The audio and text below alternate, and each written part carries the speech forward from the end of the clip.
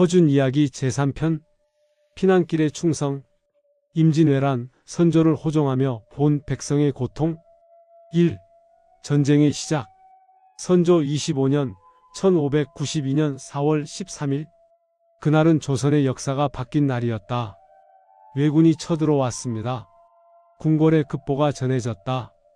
일본의 대군이 부산포를 공격했다는 소식이었다. 처음에는 믿을 수 없었다. 조선은 200년간 평화를 누려왔다. 전쟁이라는 것은 먼 옛날 이야기 같았다. 하지만 현실이었다. 부산이 함락되고 동네가 무너졌다. 왜군은 파죽지세로 북상했다. 그 속도가 너무 빨랐다. 내의원 어해허준은 궁궐에서 급히 소집되었다. 선조 임금이 몸소 나서 대책을 논의하고 있었다. 신하들아, 이를 어찌하면 좋겠는가? 선조의 목소리가 떨렸다. 조정은 혼란스러웠다. 어떤 신하는 싸워야 한다고 했고 어떤 신하는 화친을 청해야 한다고 했다. 하지만 왜군의 진격 속도를 보면 한양도 곧 위험해질 것이 분명했다. 결국 결정이 내려졌다. 선조는 한양을 떠나 북쪽으로 피난을 가기로 했다. 허준을 비롯한 내의원 의원들은 임금을 호종하라는 명을 받았다. 그날 밤 허준은 집으로 급히 돌아왔다. 어머니와 아내가 걱정스러운 얼굴로 기다리고 있었다. 준아, 전쟁이 일어났다지? 어머니가 떨리는 목소리로 물었다. 네, 어머니. 제가 임금님을 모시고 피난길에 오르게 되었습니다. 언제 돌아올 수 있겠느냐? 허준은 대답할 수 없었다. 전쟁이 언제 끝날지, 자신이 살아 돌아올 수 있을지 알 수 없었다. 어머니, 제가 꼭 살아서 돌아오겠습니다. 부디 건강하십시오. 허준은 약재와 침통을 챙겼다. 어디로 가든 무슨 일이 일어나든 의원으로서 해야 할 일이 있었다. 2. 피난길의 백성들. 4월 30일 새벽 선조 일행은 한양을 떠났다. 왕과 왕실 그리고 일부 신하들과 내의원 의원들이었다. 수천 명의 행렬이 북쪽을 향해 움직였다. 성문을 나서는 순간 허준은 충격을 받았다. 길에는 이미 수많은 백성들이 피난을 가고 있었다. 노인을 부축한 젊은이, 아기를 업은 어머니, 짐을 가득 실은 수레를 끄는 가족들, 모두가 공포에 질린 얼굴로 북쪽으로 향하고 있었다. 물 좀 주십시오. 한 노파가 손을 내밀었다. 허준은 자신의 물통을 건넸다. 노파는 떨리는 손으로 물을 마셨다. 고맙습니다, 나으리. 저희 손자가 아파서 혹시 약이라도 있으신지요? 허준은 뒤를 돌아보았다. 어린아이가 힘없이 누워 있었다. 열이 나는 것 같았다. 잠깐만 기다리십시오. 허준은 급히 약재를 꺼냈다. 해열제를 만들어 아이에게 먹였다. 허어이, 빨리 오십시오. 뒤에서 관리가 소리쳤다. 임금 행렬이 앞서가고 있었다. 허준은 노파에게 남은 약을 쥐어주고 급히 뛰어갔다. 하지만 가슴은 무거웠다. 저 아이는 괜찮을까? 저 많은 백성들은 어디로 가는 걸까? 피난길은 지옥이었다. 매일같이 왜군이 다가온다는 소식이 들렸다. 사람들은 점점 더 지쳐갔다. 먹을 것도 쉴 곳도 부족했다. 어느 날 길가에 쓰러진 사람들을 보았다. 굶주림과 병으로 더 이상 걸을 수 없는 사람들이었다. 허준은 멈춰 섰다. 그냥 지나칠 수 없었다. 허어이, 시간이 없습니다. 임금님께서 기다리십니다. 관리가 재촉했다. 조금만 기다려 주십시오. 이 사람들을 그냥 둘 수는 없습니다. 허준은 쓰러진 사람들을 살폈다. 약을 주고 상처를 치료했다. 할 수 있는 것은 많지 않았지만 그래도 해야 했다. 3. 임금의 번민. 선조는 피난길 내내 괴로워했다. 왕으로서 백성을 지키지 못하고 도망치고 있다는 자책감이 컸다. 어느 날 밤 선조가 갑자기 몸이 좋지 않다며 허준을 불렀다. 허어의 짐의 가슴이 답답하고 잠을 이룰 수가 없어. 허준이 맥을 짚어보니 몸의 병이라기보다는 마음의 병이었다. 심한 스트레스와 불안이 몸에 영향을 미치고 있었다. 전하, 마음을 편히 가지셔야 합니다. 마음을 편히 가지라고? 어찌 마음을 편히 가질 수 있겠소? 백성들이 죽어가고 있는데 짐은 도망치고 있지 않토? 선조의 목소리에 고통이 배어 있었다. 허준은 조심스럽게 말했다. 전하, 전하께서 살아계셔야 조선이 삽니다. 지금은 힘을 보존하시고 때를 기다리셔야 합니다. 백성들도 그것을 알고 있습니다. 정말 그럴까? 신이 피난길에서 본 백성들은 전하를 원망하지 않았습니다. 오히려 전하의 안녕을 걱정하고 있었습니다. 선조는 고개를 숙였다. 눈가에 눈물이 맺혔다. 백성들에게 미안하오. 짐이 무능해서 이 지경까지 왔소. 허준은 조용히 물러났다. 임금의 아픔을 치료하는 것은 약이 아니었다. 전쟁이 끝나고 나라가 회복되는 것, 그것만이 유일한 치료였다. 그날 밤 허준은 마음을 안정시키는 약을 다려 선조께 올렸다. 그리고 조용히 말했다. 전하, 신이 전하를 끝까지 모시겠습니다. 전하께서 무사하셔야 조선이 다시 일어설 수 있습니다. 선조는 고개를 끄덕였다. 고맙소, 허어이. 경이 있어 짐이 힘을 얻소. 의주까지. 한양을 떠난 지 2달 일행은 평양을 거쳐 의주까지 왔다. 조선이 최북단이었다. 더 이상 갈 곳이 없었다. 의주는 작은 고을이었지만 지금은 수많은 피난민으로 넘쳐났다. 먹을 것도 잠잘 곳도 부족했다. 병이 돌기 시작했다. 허준과 다른 의원들은 쉴 틈이 없었다. 아침부터 밤까지 환자들을 돌봤다. 약재도 부족했다. 침과 뜸으로 최대한 치료했지만 한계가 있었다. 선생님, 우리 아이를 살려주세요. 한 어머니가 울며 매달렸다. 아이는 심한 설사와 구토로 탈진 상태였다. 이질이었다. 더러운 물을 마시고 걸린 병이었다. 약이 떨어졌습니다. 옆에 의원이 무력하게 말했다. 허준은 생각했다. 약이 없다면 다른 방법을 찾아야 했다. 문득 스승 유이태의 가르침이 떠올랐다. 약이 없어도 치료할 수 있는 방법이 있느니라. 자연에서 구할 수 있는 것들을 활용하여라. 쑥을 구해 오십시오. 그리고 깨끗한 물을 끓이십시오. 허준은 쑥을 달여 아이에게 먹였다.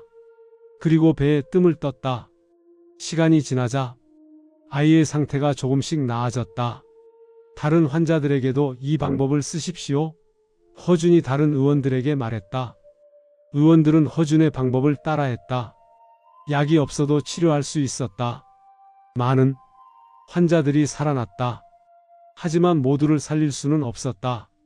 매일 죽어가는 사람들을 보며 허준이 가슴은 찢어졌다. 내가 더 많이 알았다면 더 많은 사람을 살릴 수 있었을 텐데. 그때 허준은 깨달았다. 자신의 지식이 부족하다는 것을, 더 많이 배워야 한다는 것을, 그리고 그 지식을 모든 사람이 쓸 수 있게 해야 한다는 것을. 전쟁 속의 깨달음. 의주에서의 나날은 힘들었다. 하지만 허준에게는 귀중한 시간이기도 했다. 전쟁이라는 극한 상황에서 수많은 환자들을 치료하며 의술의 한계와 가능성을 동시에 보았다.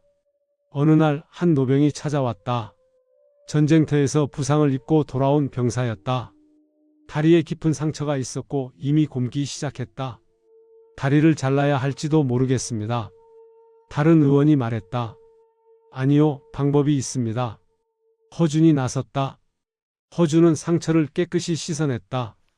그리고 근처에서 구한 약초를 찍어 바르고 침으로 혀를 막아 염증이 퍼지는 것을 막았다. 며칠 후 노병의 다리는 눈에 띄게 나아졌다. 절단하지 않고도 치료할 수 있었다. 선생님, 어떻게 이런 치료법을 아셨습니까? 젊은 의원이 물었다. 여러 의서에 나온 방법들을 응용한 것입니다. 하지만 문제가 있습니다. 무엇이 문제입니까? 지금 조선에는 의서가 흩어져 있습니다. 중국 의서도 있고 우리 의서도 있지만 모두 제각각입니다. 필요한 정보를 찾기가 어렵습니다. 그렇다면 어떻게 해야 합니까? 허준은 잠시 생각에 잠겼다. 모든 의학 지식을 한 권의 책으로 만들어야 합니다. 누구나 쉽게 찾아볼 수 있도록. 그래야 이런 전쟁 같은 상황에서도 많은 사람을 살릴 수 있습니다. 그때부터였다. 허준의 머릿속에 하나의 큰 꿈이 자리 잡기 시작했다. 조선이 모든 의학 지식을 집대성한 책. 그것이 훗날 동의보감이 될 꿈이었다. 6. 백성과 함께 전쟁은 7년이나 계속되었다. 그 긴 시간 동안 허준은 선조를 모시며 의주에 머물렀다. 하지만 그의 마음은 항상 백성들과 함께였다. 틈만 나면 피난민 수용소를 찾아가 환자들을 돌봤다. 궁궐 안에만 있지 않았다. 임금의 어이이면서도 백성의 의원이고자 했다. 어느 날 한 농부가 허준을 찾아왔다. 선생님, 제 아내가 아이를 낳으려 하는데 위험하다고 합니다. 도와주십시오. 허준은 주저하지 않고 따라갔다. 임금을 돌보는 것도 중요하지만 지금 당장 죽어가는 사람이 있다면 달려가야 했다. 산모는 매우 위험한 상태였다. 아이가 거꾸로 있어 정상적인 출산이 어려웠다. 허준은 침착하게 침을 놓았다. 산모의 긴장을 풀어주고 길을 돌려 아이가 바른 위치로 돌아가도록 했다. 몇 시간의 사투 끝에 아이가 태어났다. 우렁찬 울음소리가 방안을 가득 채웠다. 선생님, 정말 고맙습니다. 농부가 울며 절을 했다. 이 전쟁통에 새 생명이 태어났습니다. 이것이 바로 희망입니다. 허준이 말했다. 전쟁이 아무리 참혹해도 생명은 계속되었다. 사람들은 죽음 속에서도 살아갈 이유를 찾았다. 그것이 바로 인간의 위대함이었다. 허준은 그날의 경험을 기록했다. 전쟁 중 산모를 돌보는 법, 약이 없을 때 대처하는 법, 흔한 약초로 만들 수 있는 약, 모든 것을 적어두었다. 언젠가 이것들을 모아 책으로 만들어야지. 다시는 이런 전쟁이 일어나지 않기를 바라지만 만약 일어난다면 내 경험이 다른 의원들에게 도움이 되기를. 7. 돌아가는 길. 선조 31년 1598년 드디어 전쟁이 끝났다. 왜군이 물러갔다. 7년간의 긴 악몽이 끝난 것이었다. 선조 일행은 한양으로 돌아가는 길에 올랐다. 허준도 함께였다. 오랜만에 고향으로 돌아가는 길이었다. 하지만 조선은 완전히 달라져 있었다.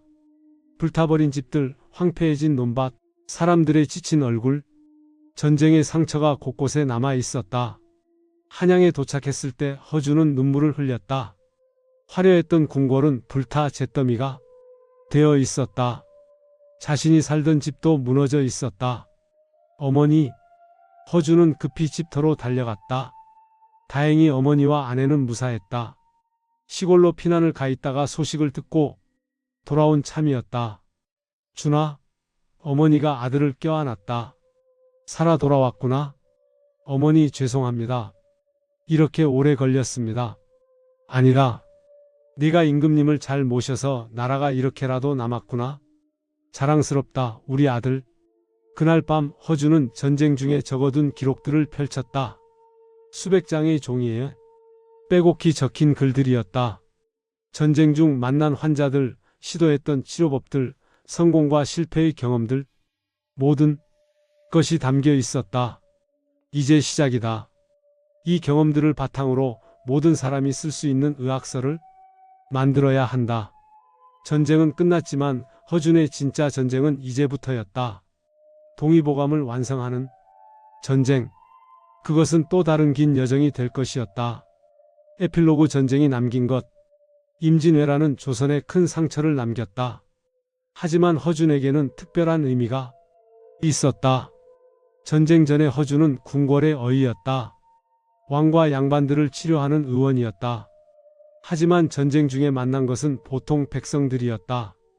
가난한 농부, 굶주린 노인, 다친 병사, 아픈 아이들. 그들은 화려한 약도, 비싼 치료도 받을 수 없었다. 하지만 그들도 살고 싶어 했고 가족을 지키고 싶어 했다. 허준은 깨달았다.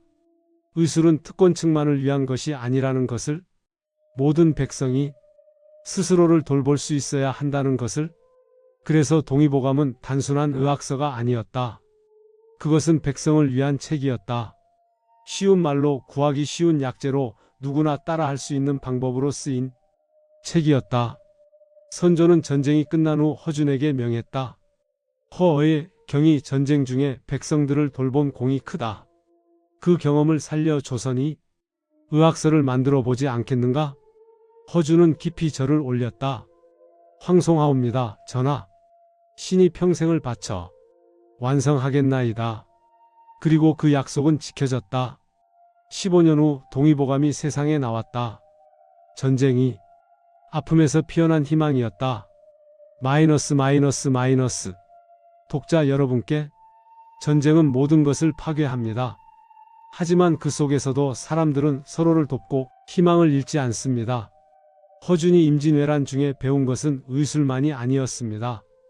백성의 고통을 함께 나누는 법, 어려운 상황에서도 포기하지 않는 법, 그리고 자신의 경험을 다음 세대를 위해 기록하는 법을 배웠습니다. 우리도 인생에서 전쟁 같은 어려움을 겪습니다. 병, 가난, 이별.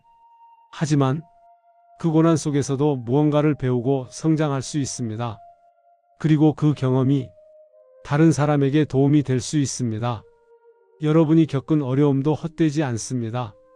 그것은 여러분을 더 강하게, 더 지혜롭게 만들었습니다. 그리고 그 지혜를 나눌 때 세상은 더 나아집니다. 마이너스 제4편에서 계속 마이너스